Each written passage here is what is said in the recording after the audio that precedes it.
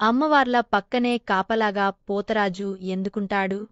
గ్రామాల్లో ఉండే పెద్ద పోచమ్మ, నల్ల పోచమ్మ, ఎల్లమ్మ, పెద్దమ్మ, మాంకాళమ్మ, పొలేరమ్మ, మాతమ్మ, మావుళ్ళమ్మ వంటి దేవతలకు అన్న వేళలా అండగా ఉండేవాడే పోతరాజు.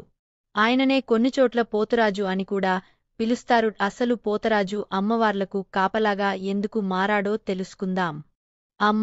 అమ్మవారు, తల్లి లాంటి పేర్లతో మొత్తం మనకు 7 దేవతలు ఉన్నారు. ఆ సప్తమాతృలకు పోతరాజే సోదరుడు.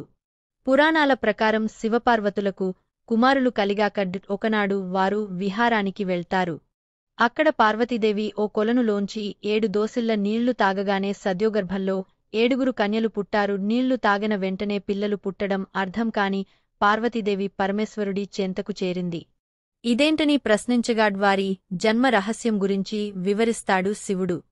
అమ్మవారు ఆ కూతుళ్లను వెంట తీసుకెళ్దామంటే శివుడు వారించి వద్దంటాడు. ఆ 7 స్వతంత్ర ప్రవృత్తి అని మన మాట వినరని వివరిస్తాడు. అందుకే వారిని ఇక్కడే వదిలేసి వెళ్దామంటాడు. వారికి కాపాలాగా ఒక గణాన్ని సృష్టిస్తారు. అతడికి పోతరాజు అని పేరు కూడా పెడ్తారు. పరమేశ్వరులు అక్కడినుంచి వెళ్ళిపోతారు. అప్పటినుంచి ఇప్పటి వరకు పోతరాజు వారికి కాపాలా కాస్తూనే ఉన్నాడు. ఆ 7 పెరవాని, శివవాని, కొండవాని, ముద్దరాలు, జక్కులమ్మ, కామవల్లి, సర్వాని. ఈ పేర్లనే పోచమ్మ, ఎల్లమ్మ, మాంకాళమ్మ, పెద్దమ్మ అంటూ ఒక్కో చోటు ఒక్కోలా పిలుచుకుంటుంటారు.